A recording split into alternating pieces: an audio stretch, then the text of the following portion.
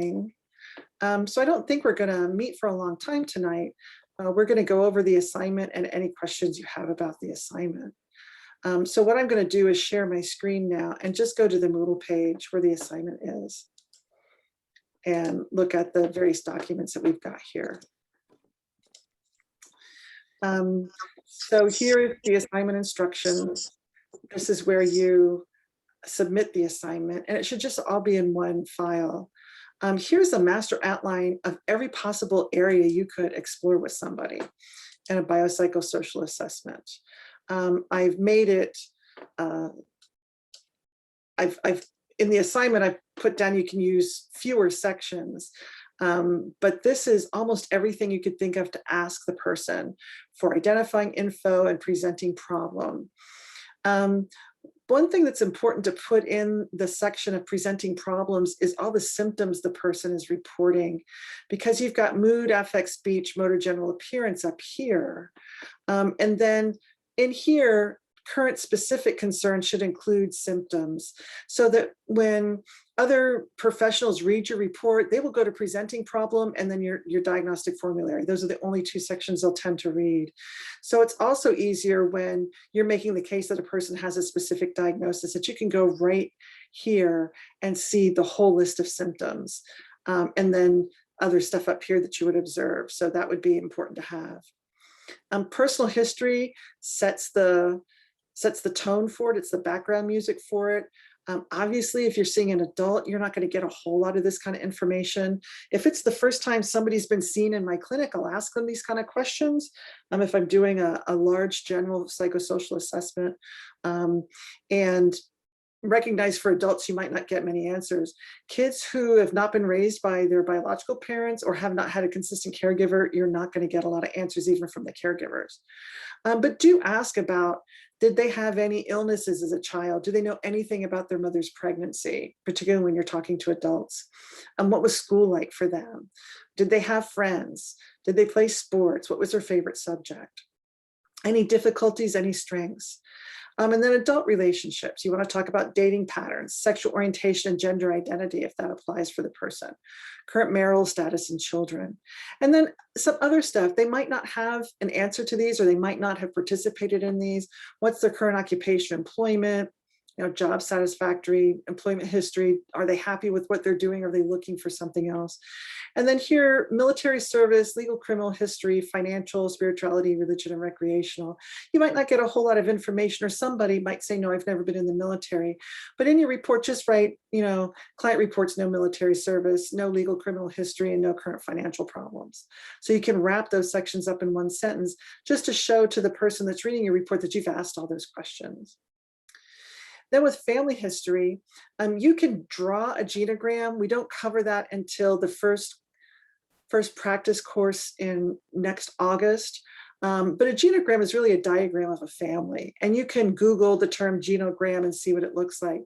And you can draw a genogram, and this information would be put on the genogram. So you can either draw that graphic drawing, or you can write a narrative for family history. Again, some folks are not going to have a lot of information about their family history. So adults who grew up in care might not have this information. Children who are in care, or children who are younger than 12, sometimes even younger than 14, are not going to know this information. But you would just, if they don't have any of this information, you would just say, interview about family history, found that the client or consumer does not have much information about their family history because they grew up in care, or they were adopted, or they had a head injury and have no memory before 20 years old. Whatever it is, just indicate that you've asked those questions, and give just a 1 or 2 sentence about why the client cannot provide that information. Medical history is pretty straightforward too. What are they currently experiencing, and what are significant illnesses they've experienced in the past, or any ongoing chronic issue. And then problem formation and diagnostic formulation is really a brief recap of everything you've written above. So by brief, I mean a paragraph or two. Don't restate everything that's been in your report. Here is also the place where psychiatrists in particular are just going to look at this section. put together the details of the client's particular difficulty and how they view the problem and how you view the problem, and also reiterate the symptoms they may be experiencing if this ends up being an interview that's going to end up with a mental health diagnosis. So again, with a brief statement of goals that the client and the worker agree to, and end with a full diagnosis. So it's primary diagnosis, other diagnosis, and V codes. Or if there's no diagnosis, say there's no diagnosis, client is working on issues regarding acquiring housing and health insurance, or whatever it is. So that's the outline of this kind of report. And that, let me see, where did my stuff go? That's just a straightforward example of what it is. And most of you will work in agencies that have electronic health records, so you'll be responding to prompts on a, usually with drop-down menus of various things to choose. Although when you're interviewing the person, you might not be interviewing them while you're sitting at a computer. Some agencies require that, and some agencies specifically don't want you to do that. And so you will be writing out stuff by hand, and or maybe have a checkoff sheet that follows along the type of assessment that you have to do. So this is the adult example, and I think it's pretty good. This is written by a student a previous semester. Just describes the woman, her relationships, what she looks like, what her mood and affective presentation looked like, her speech, why she's here, etc. So I don't know why that word strong comes in. I have no idea why that's there. So here's the presenting problem: why she was referred, what she's experiencing, and this list of symptoms: restless nights, difficulty sleeping, weight gain, no motivation to work out, does not want to be with her friends much, feels tired most of the time, and likes to eat all day. And then some more details. So this here is a really good brief 6 or 7 lines about symptoms. Then she's talking more about, you know, her recent past, and her feelings about what's going on in her life with her family. So here is some developmental and personal history. It's not, as you can see, it's not detailed. It's like, when did her parents die? What did they die of? The client had a child who passed away, her religion, her marital history, what her desires are. Here's some of the current medical history for her. And then that, I think that's sufficient for this, for somebody this age, because you could go on for 10 pages. A psychosocial assessment needs to be about 3 to 4 pages of this kind of a single space type. Family history just goes into a little bit of the family medical history. There was no genogram, and all other information is included in other sections of the assessment, because she talked about her family in the presenting problem assessment. So it was fine for that to be there. Her medical history. So this person listed a whole bunch of meds. Always describe what the meds are for. So that saves the person looking at this to see what the heck it's for. It says she has osteopenia and was prescribed alendronate. I have no idea what that is. So that is attached to a diagnosis, but it's just helpful to whoever's reading your report to understand what the diagnoses are for those medications. And you just take what the client's report or other parts of the medical record if you have it. Problem formulation. So what's going on with this person? Her moods are sullen and sad, doesn't want to do this, doesn't want to do that. She lights up when she talks about her kids. She's constantly worried. She likes this, but not that, you know, so she's been taking medications for 5 years and not taking them as directed. Started taking sleeping pills, but she's not sleeping well. So this gives just a real quick list of the things that are concerning about this person. And this student made up this section, which is fine if you're interviewing if you're doing an interview, you're creating a report of somebody on TV or film, or if you didn't have the opportunity to talk to the client in a whole lot of detail, because sometimes folks were using clients they worked with at work and only got to see them 1 or 2 times and didn't get all the information. So it's okay to make up this section about, you know, what the diagnostic formulation is and what the plan of care will be. That's what the student made up, was this part of it here. She did give a primary diagnosis of major depressive disorder, which was accurate for her symptoms, and then created a reasonable treatment plan or care plan for this particular client.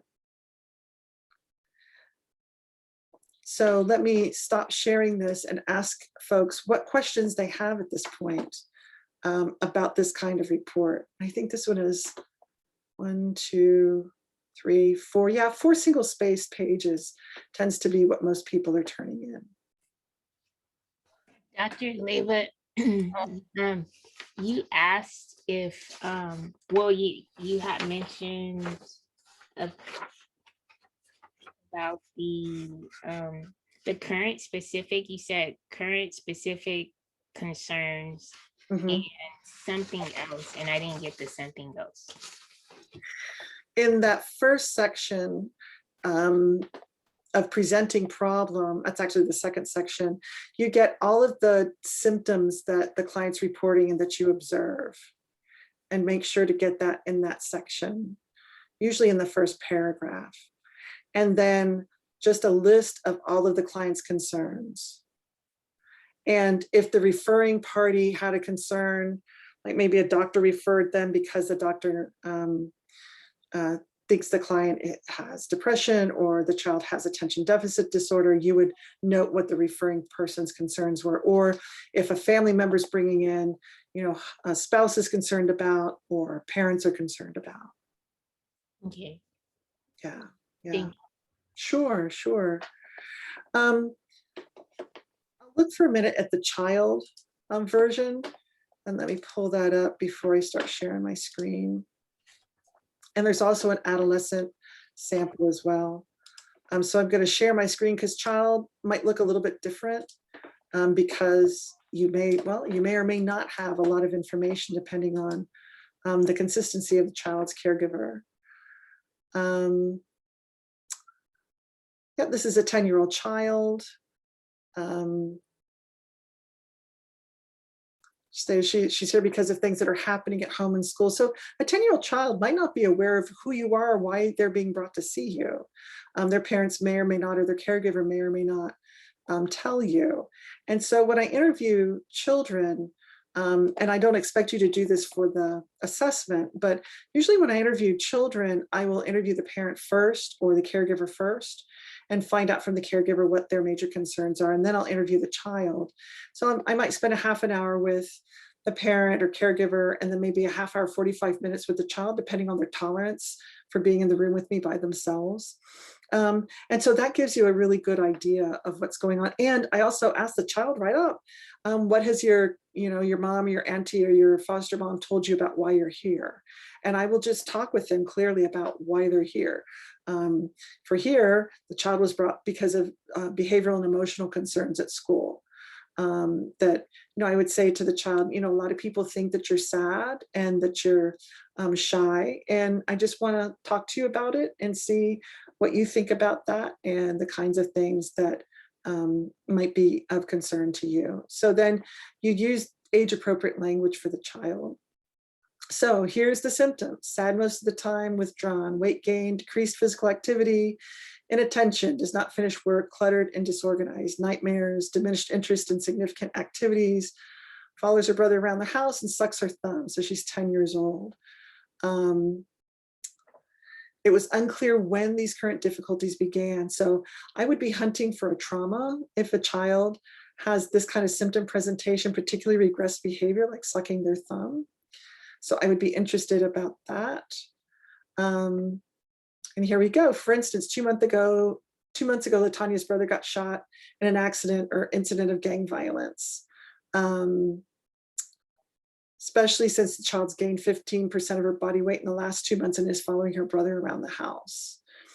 So that's important to know. So personal history, again, you can say, and if you have to make things up in the section, please tell me you're making things up so I can see how you're presenting that information.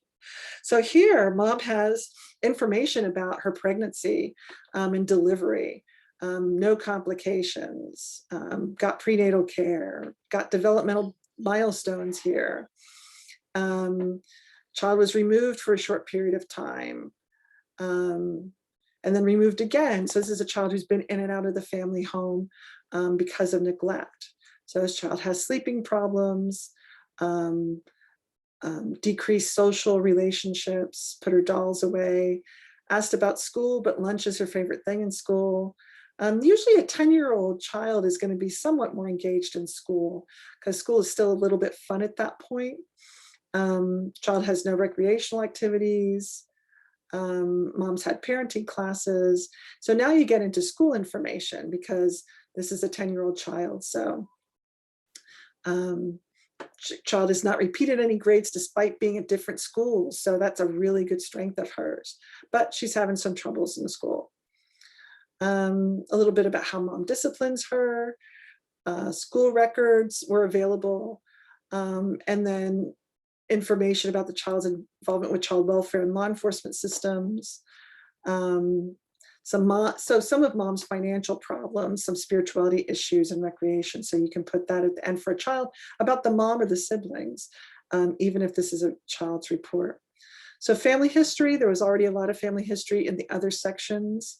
This evaluator did a genogram, and then some family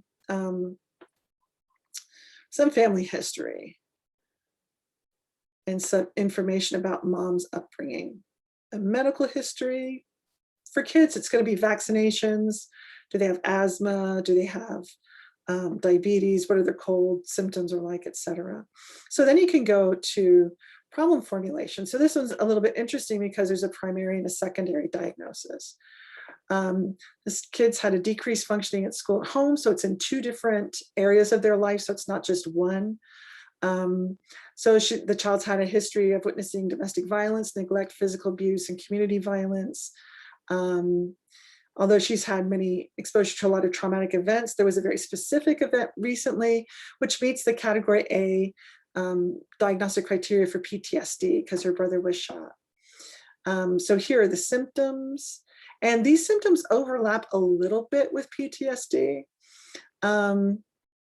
It's clear that this last episode has been provoked because of the trauma she's experienced. So PTSD is the primary diagnosis, is chronic, and the second diagnosis is major depressive disorder, single episode, because the child does reach the criteria for major depressive episode. So here in the problem formulation, some folks write what they struggled with. I wasn't sure if she met the criteria C and D for PTSD. The wording is different, but you can see how they go together. So that's, I don't remember exactly which criteria. I think those are intrusive symptoms, and which for children can be nightmares, and avoidance symptoms. So, and the student talks about what she would have used instead for a diagnosis if she didn't use PTSD. So all that's fine. You don't have to have the perfect diagnosis and be perfectly clear about what it is. You have to have an accurate diagnosis, but you can talk about, I'm not sure if this is a diagnosis and this is why. That will get you the same grade as if you had a perfectly accurate diagnosis. So this is the plan for this child, and you can write the plan as a narrative or you can write it in bullet points. Either one of those is fine. So I'm going to stop sharing and ask folks what questions they have so far. The adolescent assessment is pretty much the same as these. It's a good example of an adolescent assessment.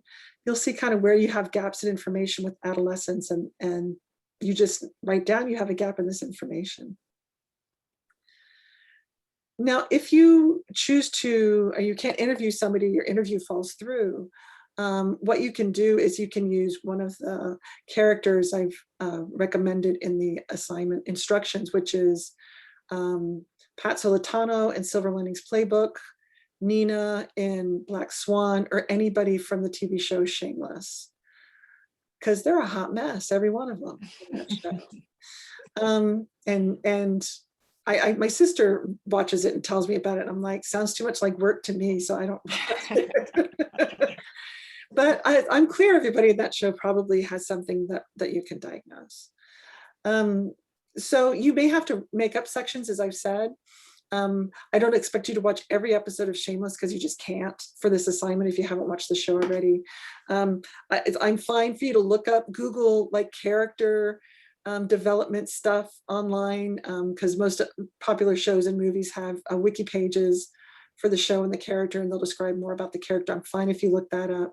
If you have to make up a section, just write down, as you saw in those reports, I had to make up this section. Or if you're interviewing somebody and you end up not getting all the information after your interview and there's not enough time to go back, you can call them to get more information, which is what I do when I don't get all the information I need from a consumer. Or you can, for the purposes of this assignment, you can make up the information, knowing that you would not do that in real life. Dr. Leva, Mhm. I just wanted to share one. Were you aware that for Shameless, there's actually two? There's one for the US and then there's one for the, I believe, is it UK, or it's another Shameless? I had no idea. I And didn't either. For anybody that was thinking about doing that, I didn't learn that because I actually did it on the youngest character. mhm, In America, he's African American, but then mhm. I kept seeing this character and it was saying that it was Liam, and it, yeah, I Right, was right, yeah. surprised. But my question is, when we with Shameless, or with like whatever we choose to make up, um the character is, I think I put him at 11. So can I use the adolescent? Because I started working with the adolescent for, Yeah, okay. yeah, absolutely. Adolescent, there's not a strict definition of it. And if a kid is functioning, usually at a higher age, which those children in that family have to to Mhm, survive, mhm, I would not do a 10-year-old as an adolescent, but I think 11-year-old is fair enough for adolescent. Yeah, yeah, mhm. yeah, Okay, thank you. sure. Um, so if there was characters on a movie that we were doing, would we just make up, guess like the height and kind of things like that that don't come up on the show? Yes. Okay. Do we have to state that we're making it up, or we just kind of go with it? Just put just one line at the beginning of your assessment that says, I've had to make up some of the details because I'm doing a movie character or something like that. Okay, thank you. Yeah. And what I'm looking for is your ability to write a psychosocial assessment with all of the with all of the information in it in the right place too. What goes in which section. So that's part of this assignment. The other is observing as much as you can of the character, and writing that down, and then really being able to link what you've observed and what the client reports of the character manifests in the show, and write down symptoms that get you to a specific diagnosis or no diagnosis if there is not one.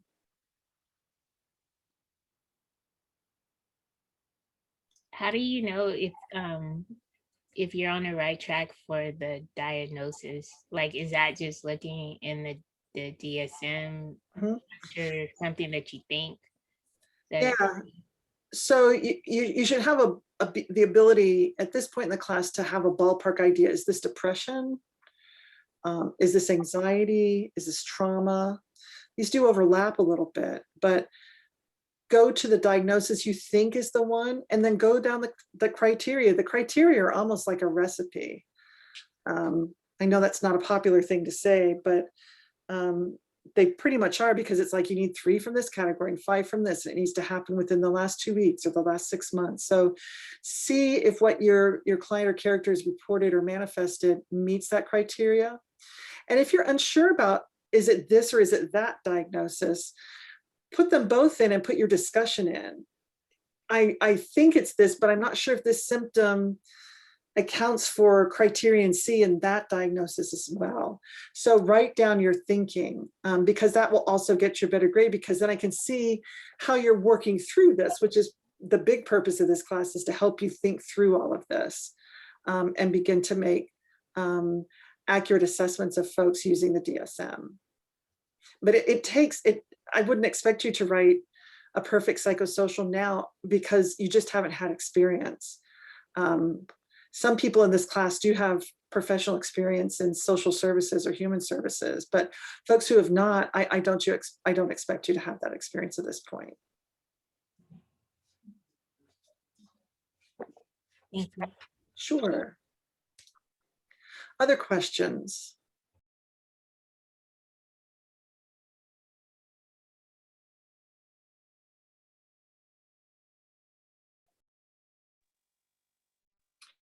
I know that you, and I know we've already talked about this twice, but just to confirm. So I know we talked about how just stating if you were doing a movie character or to make up information to state that. So if I'm doing a live person and maybe there's some information that, I don't know, I guess that we'll end up making up, but we don't have enough information or whatever the case may be, would you want the same thing? Would I start out like that little paragraph and saying, you know, because of limited information, this was, I've made this part up, or how would you, that would be okay? That's perfectly fine, yeah. Just as long as everybody recognizes you would never do that in a real assessment. Okay. Assignments are imperfect by design. And, you know, this is a fast class. I mean, this is hard to teach in 15 weeks. And the fact that y'all are going through it in 8 makes it even harder. So I accommodate that by saying, you know, if you interview somebody one weekend, you've got to write it the next weekend and turn it in. You might not get back to that person for that information. Yeah. Yep. Okay. Okay. Thank you. Sure.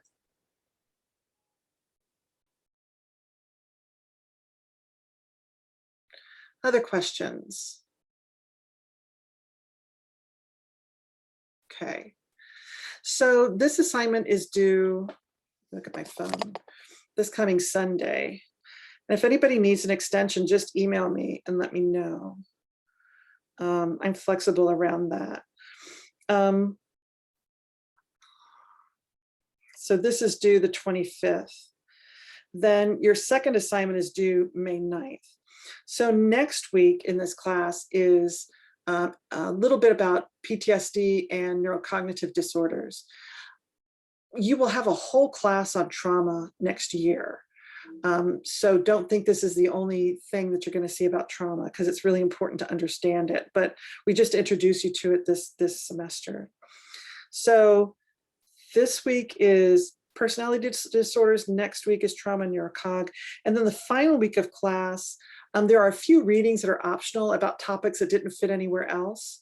But that week is for you to write either your final psychosocial if you're doing 2 assessments, or to do the final exam.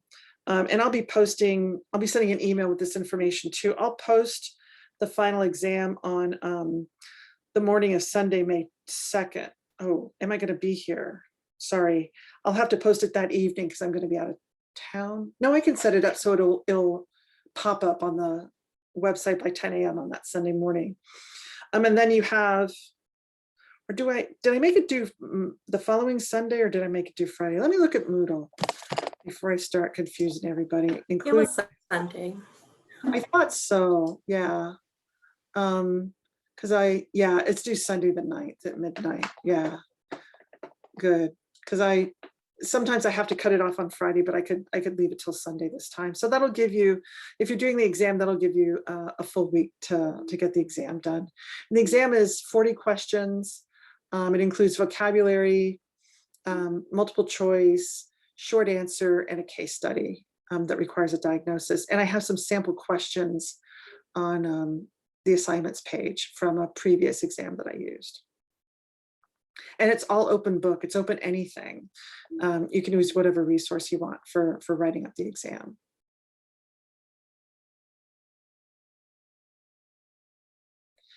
So I'll have a last call for questions. Any questions about this assignment or the next assignment?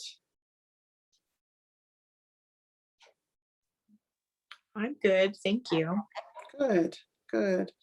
You all take care and have a good rest of your week. And I will be posting this video up on Moodle tonight. Thank you, Dr. Leva. Have a Thank good you. night. Take care. Thank you. Bye. Thanks, everybody. Bye-bye.